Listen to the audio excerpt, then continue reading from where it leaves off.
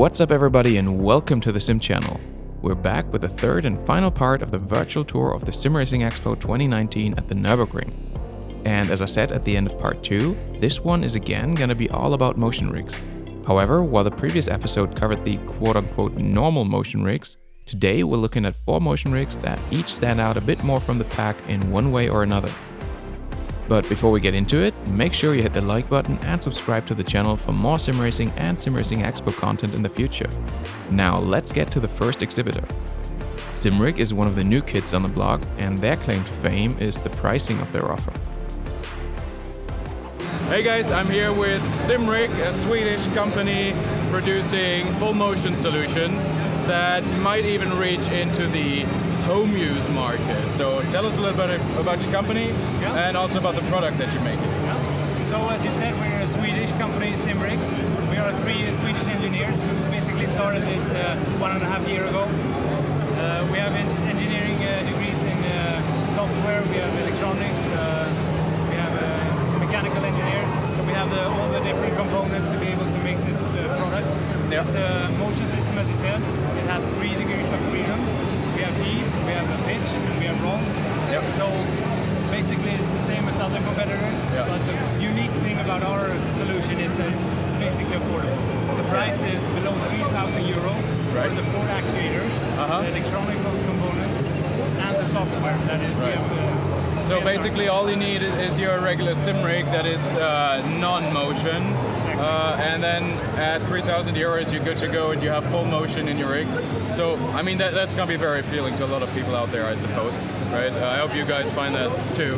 And that's been one of our key elements when we designed the product.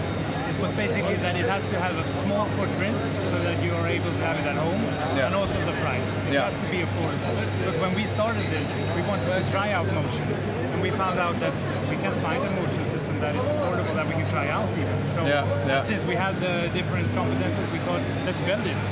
And when we finally built it, and some of the other races tried it, and we found out that this is a very good product. So why not scale it up and make a company out of it? So that's one of the aspects that we talked about earlier before this interview is the weight limitation. You have a weight limitation of 175 kilos. Exactly. Right. And that's basically because we want to provide an experience. And the experience comes with a weight limit. Because we have, since the 4 actuators lift the whole rig, the weight becomes important. Before, the stability of the rig has been the most important thing for a sim racer. Now we have another dimension. We need to lift the full rig and move it. So our system, as you said, is comparable with competitors when it comes to travel. It's a bit, the weight limit is a bit lower than others, but that's because we want to be able to have that experience. I would think lower weight will always improve the experience, right? That is independent of if it's our system or if it's someone else's system. The lower the weight, the more effect you will get of the motion system that you apply. That is true. That is very true. Well, Sebastian, thank you very much for this interview. Thank you guys for watching, and I guess we'll go on with the rest of the video. Thank you. Thank you. So, a 4 actuator 3DOF motion setup at the price of a MacBook Pro. That's certainly exciting, and another indicator that high-end sim racing equipment is continuously becoming more and more affordable. Anyway, we're moving on to Simgear, who shared a booth with Simrig. While the former impressed with a low price, Simgear raised some eyebrows for a different reason. It's an actual G-force simulator. Let's have a look. So here we are with Jaroslav of Simgear, and Simgear is a cross-European company, right? So where are you located? We have the 2 locations, one in Norway, one in Czech Republic. All right, and you travel Europe together? Yeah, we travel around. And we have a racing center in Norway in Drammen, and racing center near Pilsen in Czech Republic. All right. And we do events all around Europe with our All right. So you have 2 products, essentially, or 2 product lines. One is a regular motion sim rig, and the other one is something a little more special. Tell us about it. It's a motion rig with extreme travel and extreme roll and pitch. In simulated, G-force is based on rotating the whole environment of the driver.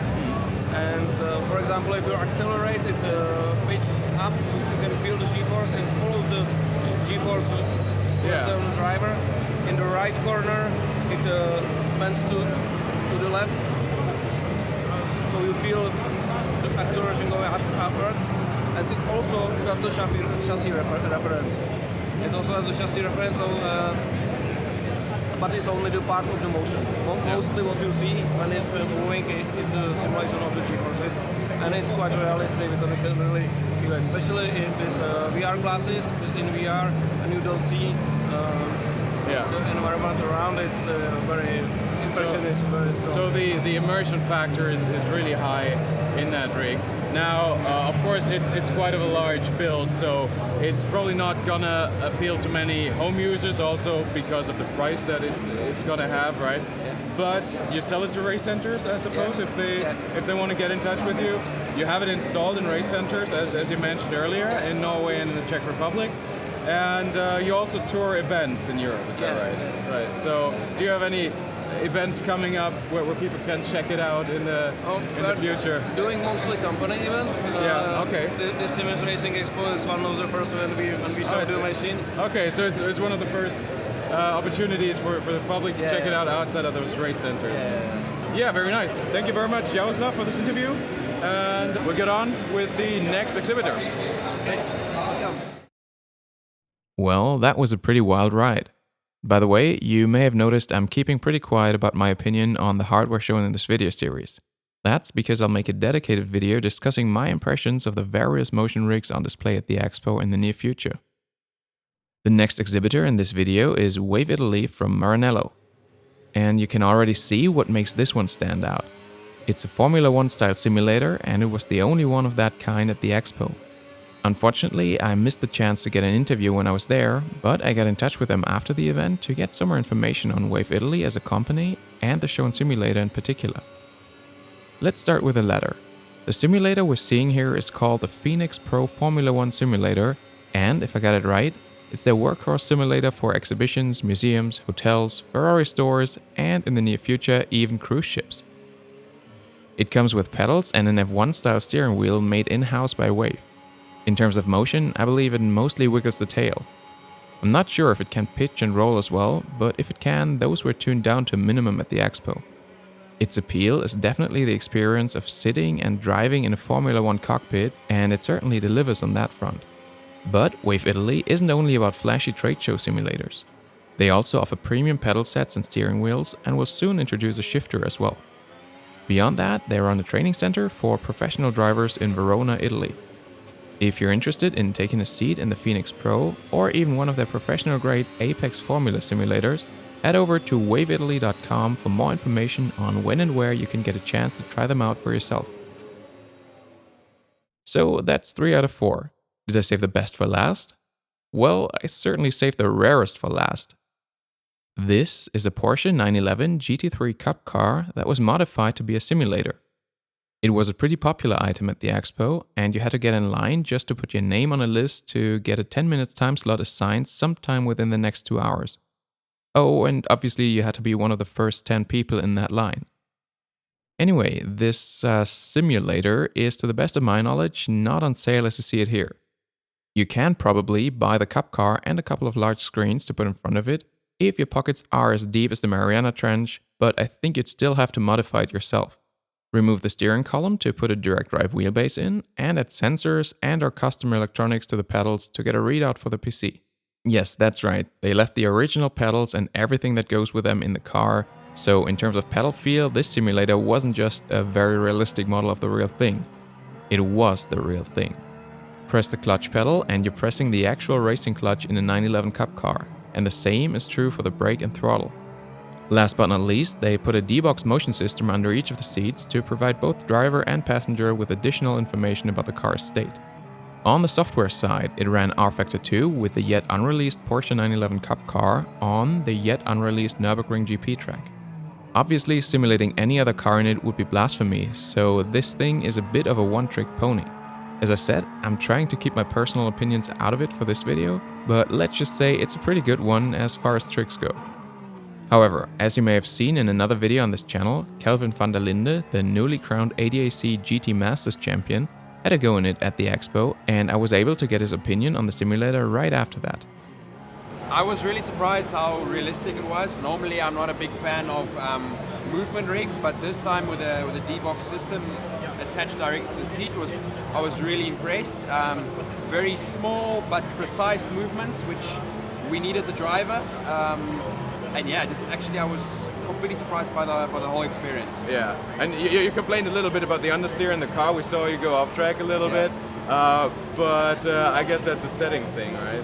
I think that's a Porsche thing. Normally a Porsche is understeering a bit more, but I was never really that fast in a Porsche, so maybe I need to practice a bit more in the sim. Unfortunately, it's not very easy to get a ride in one of these. The only way I'm aware of would be to book a 90 minutes time slot during one of Porsche's Master or Master Cup training sessions. For this year, the events at the Nürburgring and Spa have already passed, so you would have to come to Portimao in Portugal in November. A 90-minute slot will set you back €250, but there's a caveat. You can only book this if you're taking part in the training program as well, which will cost you between €3,000 and €15,000. So my suggestion would be to come to the SimRacing Expo next year and hope they'll bring that simulator again. Regardless of whether or not this beast is going to be there or not, I can wholeheartedly recommend a visit of the SimRacing Expo when you get a chance, so make sure you don't miss it. And that'll be it for this video and the virtual tour of the SimRacing Expo. Apologies again to all those exhibitors that I didn't get a chance to visit and put on display here on the channel. Maybe next year. Anyway, we're not fully done with the SimRacing Expo content on this channel just yet, so stay tuned for more in the near future. And if you enjoyed this video, please hit the like button and subscribe to the channel. Thank you for watching, I hope you have a wonderful day, and see you soon.